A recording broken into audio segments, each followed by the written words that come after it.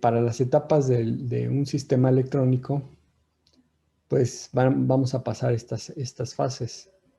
Una que corresponde al diseño electrónico, que tiene que ver con la parte de simulación eléctrica. Otra parte que tiene que ver con el diseño del PCB, que es la que vamos a ver ahorita. Otra que tiene que ver con la fabricación del PCB, esa solamente la vamos a mencionar como parte del curso, cuáles son los procesos de fabricación. Otra que tiene que ver con el montaje de componentes electrónicos y la última que tiene que ver con las pruebas eléctricas del diseño. Estas últimas tres tienen que ver con los procesos de producción, es decir, que cuando nosotros hemos superado todas estas fases en un diseño electrónico que nosotros hayamos hecho y haya cumplido con todas ellas, sobre todo con la fase de pruebas eléctricas del diseño, si quisiéramos fabricar en grandes volúmenes, tendríamos que regresarnos nuevamente a la fabricación del PCB, al montaje de los componentes electrónicos y nuevamente a las pruebas eléctricas de ese diseño para ver que efectivamente está funcionando, que no hubo errores en las dos previas. Y esta correspondería más bien a procesos de producción, no tanto a la fabricación de un prototipo. El prototipo actualmente, o que van a ustedes a trabajar en la carrera para algunos diseños, pues tienen que pasar estas fases, ¿no? Diseño electrónico, diseño de PCB, fabricación del PCB, montaje de componentes y pruebas eléctricas de su diseño. Generalmente el prototipo pues, es mucho más costoso que en el proceso de producción. El tiempo del prototipo pues les puede llevar quizá un año y el tiempo de producción quizá un par de semanas el fabricar esos diseños ya probados. Para fabricar un diseño de un PCB, generalmente pues debemos de pasar estas etapas. La primera etapa tiene que ver con la definición de requerimientos. ¿A qué nos referimos con requerimientos? Pues para qué va a ser este circuito en primera, qué funcionalidad va a tener, qué variables son las que tenemos que censar, qué capacidades se deben de tener. Aquí vemos dimensiones, inclusive el precio también llegan a ser en algunos casos, en algunas empresas, algún requerimiento, es decir, les piden algún proyecto, pero les piden que no pase de cierto precio el producto. La funcionalidad, para qué va a ser este sistema, las condiciones de operación, es decir, el circuito donde va a estar operando, si va a estar en ambientes húmedos, si va a estar en ambientes secos. Son parte de los requerimientos que se deben de considerar para el diseño del PCB. Y bueno, también tiene que ver con las tablas comparativas. También hay que hacer tablas comparativas para verificar la funcionalidad, etcétera. Entonces, ahorita pues en el curso vamos a hacer algunos PCBs para las prácticas con algunos requerimientos que yo ya definí en las prácticas y de condiciones de operación. Después el siguiente paso es el diseño del diagrama bloques, es decir, ya una vez que tenemos las características, por ejemplo, yo voy a requerir un circuito, es un ejemplo, que va a censar humedad en el exterior y no va a tener alimentación más que a través de una celda solar. Entonces, a partir de esos requerimientos, bueno, yo tendría que hacer un diagrama bloques de ponerle a este sistema, pues quizá una celda solar para respaldo de energía. Tendría que ver algunos sensores de humedad que hay en el mercado. Tendría que haber algunos microcontroladores si es que voy a requerir que esto se despliegue en algún lado, algún display o vía inalámbrica. Y todo lo demás, ¿no? Por ejemplo, la fuente de alimentación, cómo tendría que ir conectada para darle soporte de energía a todos nuestros elementos, sensores, etcétera, o microcontroladores. Entonces tendría que hacer un diseño del diagrama bloques. Ya que tengo una vez ese diseño del diagrama a bloques bien definido, se procedería a la definición de componentes. Ajá. ¿Qué componentes voy a utilizar? Por ejemplo, les comentaba, en el mercado existen muchos sensores de humedad, pero no todos los sensores van a operar para mi sistema. Ya una vez que tenemos definidos los componentes, se procede ahora sí a un diseño del diagrama esquemático. El diseño del diagrama esquemático es como los que hemos visto en el ORCAD, ahorita en el LTSpice, que son simbología, de bobinas, de capacitores, de microcontroladores. Entonces aquí ya se procede a hacer un diagrama esquemático, ya un diagrama más detallado de la conducción eléctrica y de las terminales, de los componentes. Y ya una vez que se hizo este diseño del diagrama esquemático, se procede a una, bueno, aquí me faltó un término que también es una validación y verificación del diagrama esquemático, verificar que no haya componentes sin conectar, que tengan la conexión adecuada. Ya una vez que se hace este diseño esquemático, se procede al diseño del PCB. En este es el que vamos a ver más adelante sobre las reglas de diseño para la verificación y validación. Que básicamente queden conectadas todas las pistas, que no tengamos problemas de conexión. Y ya una vez que se haya verificado y validado, hay unas reglas también que vamos a trabajar, unas reglas de diseño. Vamos a pasar al punto 6, que son los entregables, que tienen que ver con los archivos de fabricación. Les comentaba, bueno, ahorita me voy a saltar esta parte de definición de requerimientos, de diseño del diagrama a bloques, de la definición de componentes. También les quería comentar de la definición de componentes. Sobre todo hay que verificar que los componentes que estamos proponiendo sí existan en el mercado. Nos vamos a saltar a la parte del diseño del diagrama esquemático. Vamos a suponer que nosotros ya tenemos un diseño de un diagrama esquemático. Aquí podemos ver una imagen de un diagrama esquemático. Aquí vemos la simbología de las resistencias, de la simbología de un circuito integrado y de algunos sensores. Y ya una vez que tengamos ese diseño del circuito esquemático, que también vamos a validar las conexiones para ver si son las adecuadas.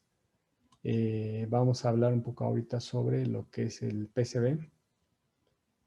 El PCB, pues aquí vemos un ejemplo de una sola capa. Les decía, el material es fibra de vidrio. Bueno, las siglas son FR, pero más bien hacen referencia a Fire Resist, a resistente a fuego. Con una constante dieléctrica de 4, ¿no? Que es la constante dieléctrica que se utiliza para este material. Y este material pues nos va a dar el soporte, aparte de que nos permite hacer la conexión a través de la soldadura, y la cual pues tiene que tener una característica que es la resistencia a altas temperaturas para poder llevar a cabo la fundición de la soldadura sin dañar la tarjeta.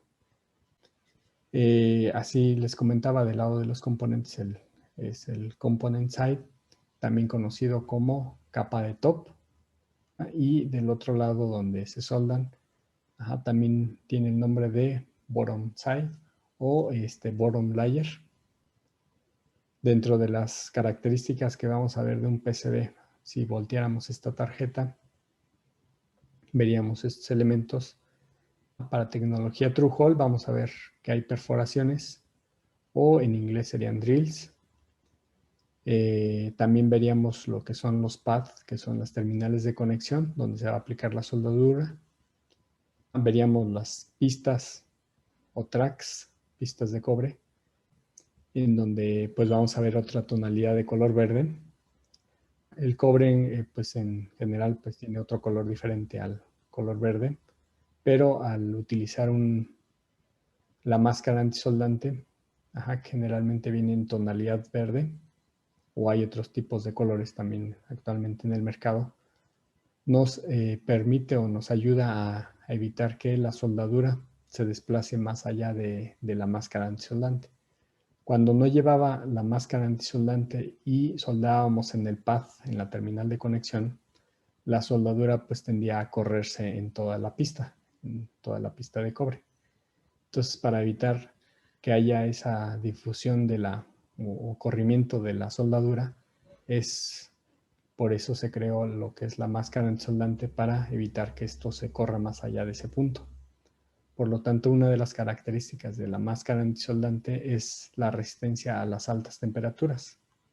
Si nosotros aplicáramos alguna pintura en color verde comercial, pues no tendría esa característica y se terminaría corriendo. ¿Por qué? Porque no resistiría a la alta temperatura y se empezaría a derretir y se empezaría a correr la soldadura en la pista. Entonces, una característica de esta máscara antisoldante, que es al final, pues en su presentación viene igual como una pintura en color verde, es la resistencia a altas temperaturas. Entonces eso evita que haya corrimiento y la soldadura se va a quedar solamente sobre el pad. Otra característica de la máscara antisoldante es que evita que el cobre que está debajo de esta capa se oxide. Si estuviera a la intemperie, con el tiempo se haría negra esta pista por la oxidación. Entonces, pues con el tiempo se comenzaría a degradar, de tal manera que en un cierto tiempo pues cambiaría sus propiedades conductivas, llegando al punto que se pudiera desconectar esta terminal con respecto a esta, por la oxidación. Entonces esas son básicamente las funcionalidades de la máscara antisoldante: evitar la oxidación y evitar que la soldadura se extienda más allá de la conexión del pad. Lo que también vamos a ver, bueno, aquí ya hablamos de las pistas, ya hablamos de los pads de inserción. También vamos a ver que existen pads para componentes de montaje superficial. Y también vamos a hablar ahorita sobre las etiquetas. Las dos presentaciones que las pueden encontrar es en pintura, es decir, en un bote, en un contenedor como de pinturas. Viene en su versión líquida. O yo generalmente para versión prototipos recomiendo más la que es en película seca, que ya viene como en un rollo, y esa película pues tiene la característica que ya toda la película tiene un mismo espesor y se va a poner o se va a aplicar como si se adhiriera una calcomanía a la tarjeta, en donde ya vienen las perforaciones, o se hacen por ataques químicos, dejando al descubierto los pads. No sé si hasta acá haya alguna pregunta.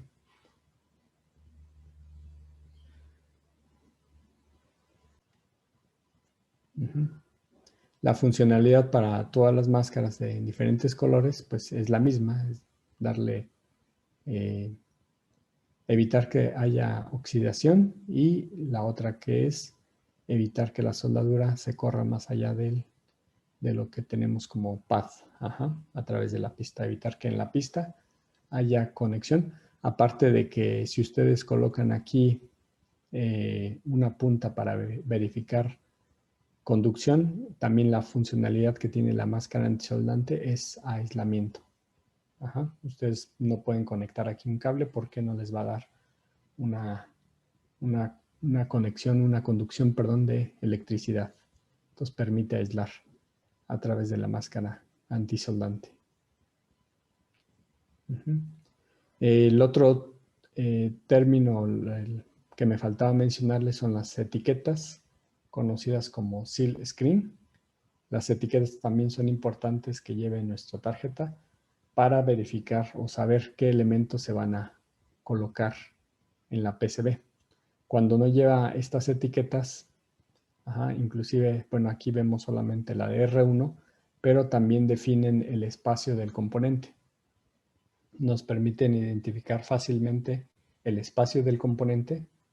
En este caso aquí vemos una resistencia y la etiqueta de la resistencia.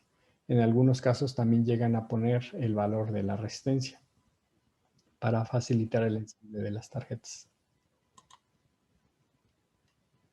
¿Sí está claro hasta aquí?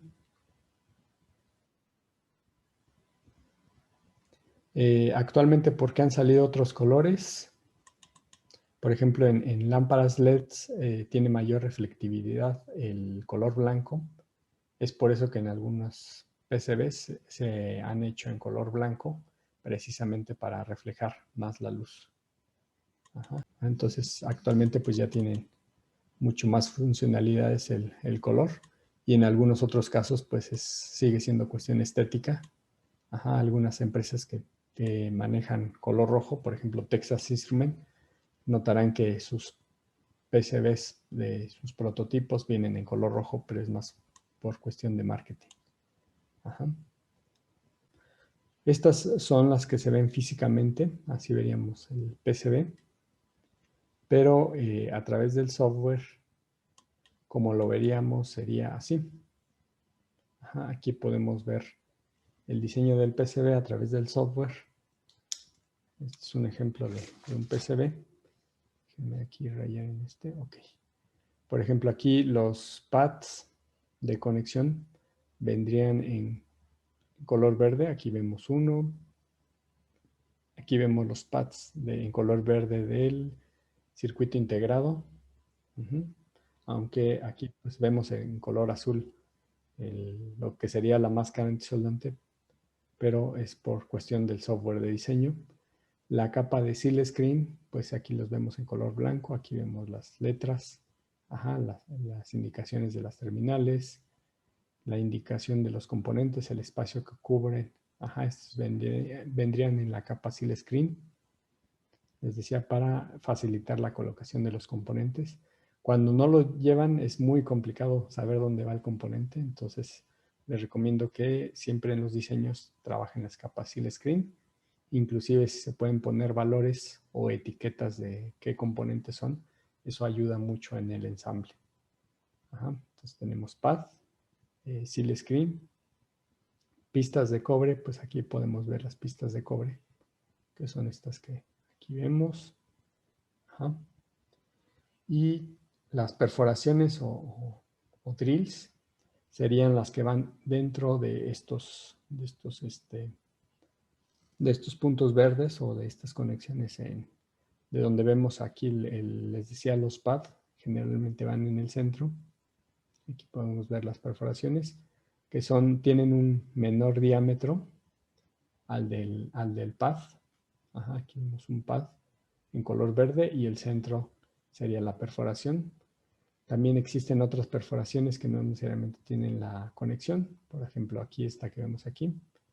Este tiene la funcionalidad de sujetar la tarjeta en algún case. Aquí generalmente pues en esta perforación va un tornillo. Y si se fijan tiene una separación del cobre que vendría en color azul, que precisamente es evitar que a través del tornillo haya conducción eléctrica. Si la van a fijar en un chasis metálico, evitarían que hubiera una fuga de corriente a través de este tornillo de sujeción. Y también aquí podemos ver, bottom layer. El bottom layer es la capa de abajo. O sea, todas estas pistas no van en la capa de arriba, todas estas pistas van por la parte de abajo del PCB. Son todas nuestras pistas de cobre. Y esta sería la conexión. Generalmente en el software lo vamos a ver en color diferente al momento, o sea, aunque aquí lo veamos en color azul, podría ser que los colores, por ejemplo, sean en color verde y las pistas se vean en otra tonalidad. Esto es por la versión del software. Generalmente el software, el Eagle, maneja en color azul la capa de boron, la capa de abajo. En algunos otros software pues cambian los colores, pero generalmente pues, lo vamos a ver en color azul, la de boron, y hay otra capa que se llama la de top, que es la de arriba para montaje superficial, va a venir en color rojo. Ajá, pero bueno, no implica que los pads van a quedar en color verde. Generalmente los pads, como los vemos, bueno, aquí aparecen en color plateado, ajá, aunque al momento de fabricarlo en prototipo, pues venga en color cobre. Ajá, este color plateado se les da en el proceso de fabricación, que se le conoce como el proceso de estañado, que nos ayuda fácilmente a que la soldadura se adhiera sin tanto problema y para poder soldar nuestros componentes. Aparte que el estañado evita igual la oxidación del cobre.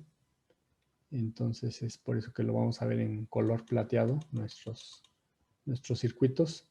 Y en el software pues van a venir en color verde u otro color. Pero no implica que aquí va a venir la máscara antisoldante, sino que más bien es por cuestiones del software que se llega a ver en estos colores. Ajá. Si no hay preguntas, entonces vamos a seguir avanzando un poco más. Y ahorita entramos otra vez a lo del software del LT Spice. Bueno, este es para el caso de una sola capa, les decía. Aquí, como vemos, el PCB es como si tuviéramos vista de rayos X y pudiéramos ver a través de la fibra de vidrio. Ajá, porque todo esto pues va en la capa de abajo, en la capa de boron. Ajá, las pistas, y los componentes van en la capa de top. Ajá, component side se le llama. Y para un diseño de doble capa, los elementos o cómo va a venir estructurada es de la siguiente forma. Ajá, aquí veíamos o decíamos que en la capa de top venían los componentes. Vamos a poner aquí algunos. A ver, permítanme. Aquí. Ahí están. Del lado del lado top, aquí les decíamos, pues aquí vienen algunos componentes, bueno, es muy pequeño, el cual perforaba y hacía la perforación de nuestra tarjeta. Pero para un diseño de doble capa, bueno, aquí ya vemos el ejemplo. Tenemos la máscara antisoldante, aquí tenemos la pista de cobre, que está cubierta por esta máscara antisoldante, y el material soporte, fibra de vidrio, el material FR4, y del otro lado pues tenemos las otras pistas que van a ir en el lado de boron a hacer la conexión. Entonces vamos a encontrar pistas en ambas caras, tanto en la de top como en la de boron, y vamos a ver algunas conexiones que se van a llevar a cabo para cambiar entre capas. A través de esta conexión podemos cambiar de niveles entre capas, y también pueden tener la funcionalidad de hacer la conexión de un componente, lo que sería un pad. No siempre tienen la funcionalidad de pad, sino también tienen la funcionalidad solamente de cambiar entre capas. Aquí podemos ver un ejemplo. Aquí tenemos la capa de top, la capa de boron. Aquí tendríamos después la máscara, tendríamos la capa de etiquetas, que sería la última. Las etiquetas van al final en color blanco. Previo a esto, pues tenemos la máscara antisoldante. Ajá, y previo más en la parte interna tendríamos lo que sería la capa de cobre o de conexiones, e internamente tendríamos el substrato, que les comentaba es la fibra de vidrio. ¿Alguna pregunta de cómo está estructurada las dos capas? Profe, bueno, en el diagrama de arriba nos muestra que el core, el núcleo, sería el sustrato. Ajá, así es. Sí, el core se llama core, el núcleo, o substrato también se le conoce. Está hecho a base del material FR4, fibra de vidrio. En algunos casos le consideran o lo mencionan como baquelita, aunque lo correcto es mencionar como FR4. Ajá. Y este core, pues es la parte rígida, es el material, les decía, este es el material aislante, aparte de brindar el soporte mecánico, va a tener la funcionalidad de evitar que haya conducción a través de él. Ajá, por eso tiene la característica de ser un material aislante, resistente igual a altas temperaturas. ¿Sí? Todos los elementos o todo lo que vemos aquí que está conformado en nuestra PCB debe de tener la característica de soportar las altas temperaturas, ya sea las etiquetas o la pintura que se ocupa para etiquetas debe resistir altas temperaturas, la máscara antisolante debe de resistir altas temperaturas y el substrato que puede ser FR4, puede ser FR1, FR2, FR3, debe de tener esa característica de ser un material aislante y de darle el soporte. Por eso se le conoce como substrato o core. ¿Por qué aquí no mencionan que el core sea FR4? Porque puede ser igual otro material. Más adelante vamos a ver que existen otros materiales que dependen mucho de la aplicación. Es la designación de este material, core, o substrato, que va a tener otras características. ¿Sí? Por ejemplo, en el caso de altas frecuencias no podemos utilizar el FR4. Para eso existen otros materiales que se pueden ocupar para esta alta frecuencia. Hay un material que se llama FR1, FR2. El FR1, FR2, igual en algunos casos este material FR1, FR2 son en color blanco, a lo mejor sí los habrán visto, pero en algunos casos están construidos o están hechos a base de algunos materiales de papel, materiales a base de papel, compactados, de tal forma que les dan esa tonalidad de color blanco. Cuando ustedes van al estén, generalmente les dan este tipo de materiales, los cuales, pues, al ser no necesariamente de fibra de vidrio, se llegan a quemar muy fácilmente cuando aplican temperatura por mucho tiempo. Entonces, pasando su tonalidad de color blanco a color negro por la carbonización. Entonces, el problema de estos materiales, pues es que se empieza a ser conductivo con las altas temperaturas, o se dañan muy fácilmente. Entonces, se venden comercialmente, aunque no es lo ideal para la fabricación de PCBs. Lo ideal es el FR4. Soldar y desoldar un componente no se llega a carbonizar. A diferencia del FR1, FR2, que le digo que es el más comercial, mencionan ustedes que puede ser barato, pero en precio yo creo que anda algo similar la fibra, el FR4 que el FR1. La durabilidad, les decía, de este material es mucho más grande que el FR1. Por ahí vieron, bueno, algunas de las características como es a base de papel. Por lo tanto, puede llegar a absorber más humedad el FR1 que el FR4. El FR4, al ser fibra de vidrio, pues no tiene absorción o es muy poca la absorción de humedad, a diferencia del FR1, que es a base de papel. Ok, entonces estábamos aquí. No sé si haya quedado claro esta parte que decíamos, el substrato puede ser cualquier material, no necesariamente el FR4. Aunque aquí ponen el ejemplo del FR4, pero existen hay otros materiales, inclusive hay materiales plásticos o polímeros Depende mucho de la aplicación que se le esté dando, aunque el más común es el FR4 por el costo. ¿Cómo se vería un diseño de un PCB de 2 capas? Se vería de esta forma. Aquí podemos ver algunos elementos. Les comentaba, en color azul sería la capa de bottom, en color rojo sería la capa de top. Aquí podemos ver que hay un cruce de colores. Esto indicaría que, pues, como en un caso está en la capa de abajo y otro caso está en la capa de arriba, no hay como tal un cortocircuito de las pistas. Ajá, ya que cambian en dos niveles. Ajá, aquí se ve todo amontonado, pero ¿por qué esto se los menciono? Porque luego a veces ustedes cuando tienen una... déjenme cambiar de color porque no se ve.